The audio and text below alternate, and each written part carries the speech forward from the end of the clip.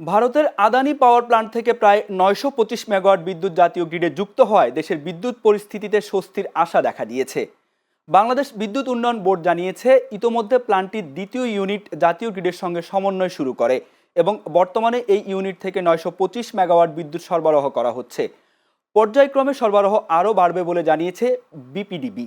বিদ্যুৎ উন্নয়ন বোর্ডের সবশেষ তথ্য অনুযায়ী গত শনিবার সন্ধ্যায় দেশের সর্বোচ্চ বিদ্যুৎ চাহিদা ছিল ১৬,৯০০ মেগাওয়াট, যেখানে আদানি প্ল্যান্টের বিদ্যুৎ ছাড়া সর্বোচ্চ উৎপাদন ছিল ১৪,৭১২ মেগাওয়াট। সুনামগঞ্জের মধ্যনগর উপজেলার এরনবিল হাওরে বাঁধ ভেঙে পানি ঢুকতে শুরু করেছে। এতে ইতোমধ্যে প্লাবিত হয়েছে বিস্তীর্ণ এলাকা। এছাড়া নতুন করে প্লাবনের ঝুঁকিতে পড়েছেন স্থানীয় কৃষকেরা। স্থানীয় প্রশাসন জানিয়েছে, সীমান্তের মনাই নদীতে পানিচাপ বেড়ে যাওয়ায় এবং নেত্রকোনা দুর্গাপুর দিক থেকে নেমে আসা পাহাড়ি ঢলের প্রভাবে হামিদপুর গ্রামের একটি গ্রামীণ সড়ক ভেঙে হাওরে পানি প্রবেশ করছে। সুনামগঞ্জ জেলা কৃষি বিভাগ জানায়, ওই হাওরে প্রায় ১১৪ হেক্টর জমির মধ্যে ৪০ হেক্টর ধান ইতোমধ্যে কাটা হলেও এখনও কিছু ফসল মাঠে রয়েছে, যার একটি অংশ পানিতে তলিয়ে যাওয়ার আশঙ্কা দেখা দিয়েছে। এদিকে টানা বৃষ্টি ও উজান থেকে আসা ঢলের কারণে পুরো হাওর অঞ্চলে আকস্মিক বন্যার শঙ্কা বাড়ছে। ফলে কৃষকেরা এখন একদিকে ফসল কাটার তাড়া, অন্যদিকে পানির চাপ সামলানোর দুশ্চিন্তায় রয়েছেন। পবিত্র হজ পালনের উদ্দেশ্যে বাংলাদেশ থেকে এখন পর্যন্ত মোট ৩৬,৯৯৬ জন হজযাত্রী সৌদি আরবে পৌঁছেছেন। এর মধ্যে সরকারি ব্যবস্থাপনায় ৩,২৮৪ জন এবং বেসরকারি ব্যবস্থাপনায় ৩৩,৭১২ জন রয়েছেন। মোট ৯২টি ফ্লাইটে তারা সৌদি আরবে পৌঁছান। এ পর্যন্ত হজ পালনে গিয়ে ৬ জন বাংলাদেশি হজযাত্রীর মৃত্যু হয়েছে, যাদের মধ্যে সর্বশেষ ২৭ এপ্রিল জামালপুরের এক হজযাত্রী মারা যান। গত ১৮ এপ্রিল হজ ফ্লাইট শুরু হয় এবং আগামী ২১ মে পর্যন্ত চলবে এই যাত্রা। এরপর ৩০ মে থেকে শুরু হবে ফিরতি ফ্লাইট, যা ৩০ জুন পর্যন্ত চলবে। চলতি বছর সরকারি ও বেসরকারি মিলিয়ে মোট ৭৮,০০০-এর বেশি বাংলাদেশি হজে অংশ নেওয়ার কথা রয়েছে। হাজিরা জানিয়েছেন, ফ্লাইট সংখ্যা কিছুটা কম থাকায় এখন তারা কোনো ধরনের ভোগান্তি ছাড়াই দ্রুত ও স্বাচ্ছন্দ্যে সব কার্যক্রম সম্পন্ন করতে পারছেন। হাজিদের নিরাপত্তা নিশ্চিতের বিষয়টি গুরুত্বের সঙ্গে দেখছেন হজ কর্তৃপক্ষ।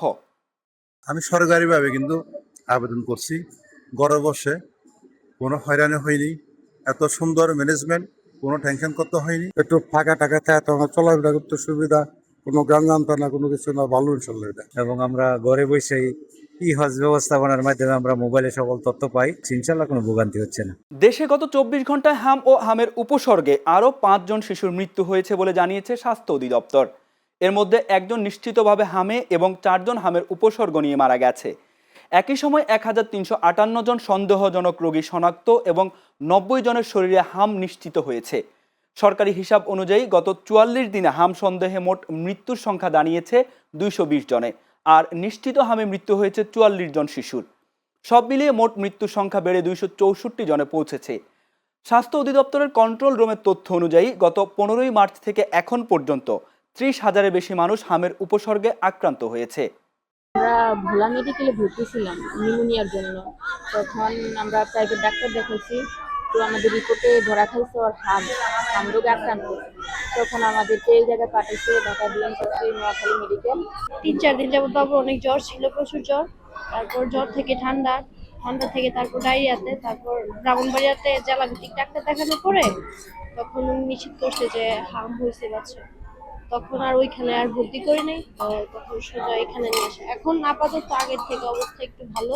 ন্যায়ের পথে চলা ছাড়া রাষ্ট্রের কোনো বিকল্প নেই বলে মন্তব্য করে প্রধানমন্ত্রী তারেক রহমান বলেছেন, ন্যায় বিচার পাওয়ার অধিকার রয়েছে দেশের সব নাগরিকের। আজ রাজধানীর শহীদ আবু সাইদ ইন্টারন্যাশনাল কনভেনশন সেন্টারে একটি আলোচনা সভায় প্রধান অতিথির বক্তব্যে কথা বলেন তিনি। এদিকে সারা দেশে যথাযোগ্য মর্যাদায় পালিত হচ্ছে জাতীয় আইনগত সহায়তা দিবস। এবছর দিবসটির প্রতিপাদ্য, সরকারি খরচে বিরোধ শেষ, সবার আগে বাংলাদেশ। আইন, বিচার ও সংসদ বিষয়ক মন্ত্রণালয়ের উদ্যোগে এবং বাংলাদেশ আইনগত সহায়তা অধিদপ্তরের ব্যবস্থাপনায় দিনব্যাপী নানা কর্মসূচি গ্রহণ করা হয়েছে। এছাড়া দিবসটি উপলক্ষে সারা দেশে জেলা ও থানা পর্যায়ে পোস্টার, ব্যানার টাঙ্গানো, মাইকিং সহ বিভিন্ন প্রচারণামূলক কার্যক্রম পরিচালিত হচ্ছে। একই সঙ্গে আইনগত সহায়তা সম্পর্কে জনসচেতনতা বৃদ্ধির উদ্যোগও নেওয়া হয়েছে। সংশ্লিষ্ট মন্ত্রণালয় জানিয়েছে, দরিদ্র ও সুবিধাবঞ্চিত মানুষের জন্য সরকারি খরচে আইনি সহায়তা নিশ্চিত করা এবং ন্যায় বিচারের প্রাপ্তি সহজ করা এই দিবসের মূল লক্ষ্য। সব যুগেই মানুষ যা চেয়েছে তা হলো বৈষম্যহীন একটি সমাজ ব্যবস্থা, যেখানে তারা সমমর্যাদা এবং অধিকার নিয়ে বসবাস করবে। সমতা, সহমর্মিতা এবং পারস্পরিক আস্থা একটা ন্যায়ভিত্তিক সমাজ প্রতিষ্ঠার জন্য অবশ্যই অপরিহার্য। জ্বালানি তেলের দাম বাড়ার পরিপ্রেক্ষিতে বাসের ভাড়া বৃদ্ধির ঘোষণার পর থেকেই রাজধানীর অভ্যন্তরীণ রুটে চলাচলকারী বাসগুলোতে অতিরিক্ত ভাড়া আদায়ের অভিযোগ করছেন যাত্রীরা। আন্তঃজেলা লোকাল বাসগুলোতেও নিচ্ছে অতিরিক্ত ভাড়া। যদিও ভাড়া বৃদ্ধির এই বিষয়টি নিয়ে রয়েছে মিশ্র প্রতিক্রিয়া। যাত্রীদের অভিযোগ, বেশিরভাগ গণপরিবহনে সরকার নির্ধারিত ভাড়া বাড়ানোর চেয়েও অতিরিক্ত অর্থ আদায় করা হচ্ছে। তবে অনেক স্থানেই পরিবহন মালিকরা বলছেন এখনও ভাড়া বাড়ানো হয়নি। নতুন ভাড়ার চার্ট তৈরির কাজ চলছে এবং দ্রুততম সময়ের মধ্যেই তা কার্যকর করা হবে। জাতীয় সংসদের দর্শক গ্যালারির নামকরণ করা হয়েছে মহান মুক্তিযুদ্ধের 7 বীরশ্রেষ্ঠের নামে। একই সঙ্গে সংসদ ভবনের মূল ফটকের নামকরণ করা হয়েছে মুক্তিযুদ্ধের সর্বাধিনায়ক জেনারেল এমইজি ওসমানীর নামে। চিফ হুইপ নুরুল ইসলাম মনি জানান, সংসদ নেতা ও প্রধানমন্ত্রী তারেক রহমানের পরামর্শে এই উদ্যোগ নেওয়া হয়েছে, যার মাধ্যমে বীরশ্রেষ্ঠদের স্মৃতি চিরস্মরণীয় করে রাখা হবে। তিনি আরও বলেন, এই উদ্যোগ নতুন প্রজন্মকে মুক্তিযুদ্ধের চেতনায় অনুপ্রাণিত করবে এবং জাতীয় ইতিহাসের সঙ্গে সংযোগ আরও দৃঢ় করবে। সংসদের গ্যালারিতে বসে পুরো কার্যক্রম দেখার সুযোগ পান দর্শনার্থীরা। অনুমতি সাপেক্ষে থাকা শিক্ষার্থীদের প্রবেশের সুযোগও। তাই সংসদ ভবনের প্রতিটি গ্যালারি শুধু দর্শকের বসার স্থান নয়, বরং রাষ্ট্রের গুরুত্বপূর্ণ কর্মকাণ্ডের সাক্ষীও। দেশের জ্বালানি খাতে নতুন ইতিহাসের দ্বার প্রান্তে বাংলাদেশ। রূপপুর পারমাণবিক বিদ্যুৎ কেন্দ্রে আজ শুরু হচ্ছে ফুয়েল লোডিং কার্যক্রম। আর এর মধ্য দিয়েই পরমাণু বিদ্যুৎ উৎপাদনের চূড়ান্ত ধাপে প্রবেশ করল দেশ। বিকেলে কেন্দ্রটির প্রথম ইউনিটের রিঅ্যাক্টরে ইউরেনিয়াম জ্বালানি লোডিংয়ের আনুষ্ঠানিকতা শুরু হবে। এই উপলক্ষে আয়োজিত অনুষ্ঠানে সরকারের উচ্চ পর্যায়ের প্রতিনিধিদের পাশাপাশি উপস্থিত থাকবেন রাশিয়ার রাষ্ট্রীয় পারমাণবিক সংস্থা রোসাটমের মহাপরিচালক অ্যালেক্সি লিখাচেভ। এছাড়া আন্তর্জাতিক পরমাণু শক্তি সংস্থার মহাপরিচালক রাফায়েল ম্যারিয়ানো গ্রসি ভিডিও বার্তার মাধ্যমে যুক্ত থাকবেন। আশা করা যাচ্ছে ফুয়েল লোডিং ও পরীক্ষামূলক ধাপ শেষে আগামী আগস্টের মাঝামাঝি সময়ে জাতীয় গ্রিডে প্রায় 300 মেগাওয়াট বিদ্যুৎ যুক্ত হবে। পরবর্তীতে ধাপে ধাপে উৎপাদন বাড়িয়ে 2 মাসের মধ্যে 500 মেগাওয়াটে উন্নতি করা সম্ভব হবে। সবকিছু পরিকল্পনা অনুযায়ী এগোলে চলতি বছরের ডিসেম্বর অথবা আগামী বছরের জানুয়ারির শুরুতে 1200 মেগাওয়াট ক্ষমতার প্রথম ইউনিট পূর্ণ মাত্রায় উৎপাদনে যাবে বলে আশা করছে রূপপুর পারমাণবিক বিদ্যুৎ কেন্দ্র কর্তৃপক্ষ। রাজধানীর হযরত শাহজালাল আন্তর্জাতিক বিমানবন্দরের বহুল প্রতীক্ষিত 3rd টার্মিনাল এখনও চালু না হলেও আগামী জুন থেকেই শুরু হচ্ছে এর ঋণের কিস্তি পরিশোধ। বেসামরিক বিমান চলাচল কর্তৃপক্ষ জানিয়েছে 2056 সাল পর্যন্ত চলবে এই কিস্তি পরিশোধ, যেখানে প্রতি বছর গুনতে হবে 1000 কোটি টাকার বেশি। প্রায় $2.1 বিলিয়ন এই প্রকল্পে অর্থায়ন করেছে জাইকা। এদিকে সরকার আগামী 16 ডিসেম্বরের মধ্যে 3rd টার্মিনাল সীমিত আকারে চালুর লক্ষ্য নির্ধারণ করেছে। তবে এর আগে পরিচালনাকারী প্রতিষ্ঠান চূড়ান্ত করতে জাপানি কনসোর্টিয়ামের সঙ্গে একাধিক দফা আলোচনা চলছে, যেখানে কিছু বিষয় অগ্রগতি হলেও এখনও কিছু ইস্যুতে সমঝোতা বাকি রয়েছে। চুক্তি স্বাক্ষরের পর 6 মাস থেকে 1 বছরের পরীক্ষামূলক কার্যক্রম শেষে ধাপে ধাপে টার্মিনাল চালুর পরিকল্পনা রয়েছে। সংশ্লিষ্টরা বলছেন, আন্তর্জাতিক মান বজায় রেখে ঝুঁকি এড়াতে সময় নিয়ে এগোচ্ছে কর্তৃপক্ষ। প্রধানমন্ত্রী তারেক রহমানের সঙ্গে সৌজন্য সাক্ষাৎ করেন রাশিয়ার রাষ্ট্রীয় পরমাণু শক্তি সংস্থা রোসাটমের মহাপরিচালক অ্যালেক্সি লিখাচেভ। বৈঠকে দুই পক্ষ পারমাণবিক শক্তি, জ্বালানি নিরাপত্তা এবং ভবিষ্যৎ সহযোগিতার বিভিন্ন দিক নিয়ে আলোচনা করেন। এই সময় রোসাটমের প্রধান বাংলাদেশে চলমান রূপপুর পারমাণবিক বিদ্যুৎ প্রকল্পের অগ্রগতি, প্রযুক্তিগত সহায়তা এবং নিরাপত্তা ব্যবস্থাপনা নিয়ে বিস্তারিত তুলে ধরেন। তিনি বলেন, রাশিয়া বাংলাদেশের শান্তিপূর্ণ পারমাণবিক প্রযুক্তির উন্নয়নে দীর্ঘমেয়াদী সহযোগিতা অব্যাহত রাখতে আগ্রহী। তারেক রহমান বাংলাদেশের জ্বালানি সংকট মোকাবিলা ও টেকসই উন্নয়নে পারমাণবিক শক্তির ভূমিকা নিয়ে মত প্রকাশ করেন। চট্টগ্রাম নগরীর চানগাঁও থানা এলাকায় সংঘটিত এক খামার ডাকাতির ঘটনায় পুলিশ অভিযান চালিয়ে লুট হওয়া 2টি গাভী ও 2টি বাছুর উদ্ধার করেছে। একই সঙ্গে ঘটনায় ব্যবহৃত একটি হাইস গাড়িসহ জড়িত 3 জনকে আটক করা হয়েছে। সোমবার সন্ধ্যায় আয়োজিত এক সংবাদ সম্মেলনে বিষয়টি নিশ্চিত করেছেন চট্টগ্রাম উত্তরের উপপুলিশ কমিশনার মোহাম্মদ আমিরুল ইসলাম।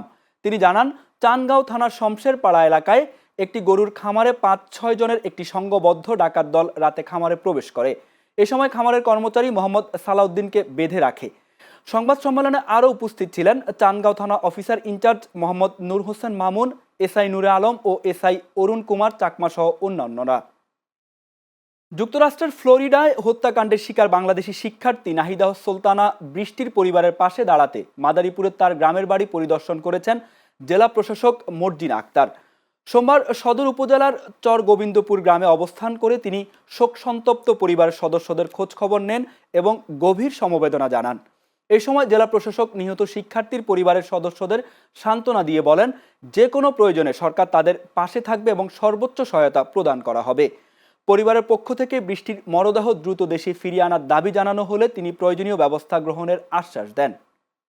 গাজীপুরে বিশেষ অভিযানের টঙ্গীর হাজী মাজার বস্তি এলাকা থেকে ৩০ জন মাদকসেবী ও মাদক কারবারিকে আটক করেছে মেট্রোপলিটন পুলিশ। পুলিশ জানায়, গোপন সংবাদের ভিত্তিতে সোমবার রাতে অভিযান চালিয়ে মাদক সংশ্লিষ্ট কর্মকাণ্ডে জড়িত থাকার অভিযোগে তাদের আটক করা হয়। প্রাথমিক জিজ্ঞাসাবাদ শেষে তাদের বিরুদ্ধে প্রয়োজনীয় আইনি ব্যবস্থা গ্রহণ করে আজ সকালে আদালতে পাঠানো হয়েছে। গাজীপুর মেট্রোপলিটন পুলিশের অতিরিক্ত পুলিশ কমিশনার মোহাম্মদ বেলায়েত হোসাইন বলেন, মাদক বিরোধী অভিযান আরও জোরদার করা হবে। মাদক ও সন্ত্রাস নির্মূলে পুলিশ নিরলসভাবে কাজ করে যাচ্ছে এবং ভবিষ্যতে এ ধরনের অভিযান অব্যাহত থাকবে। কুমিল্লায় কাস্টমস কর্মকর্তা বুলেট বৈরাগী হত্যাকাণ্ডে গ্রেপ্তার 5 জনের মধ্যে 4 জন আদালতে স্বীকারোক্তিমূলক জবানবন্দি দিয়েছেন।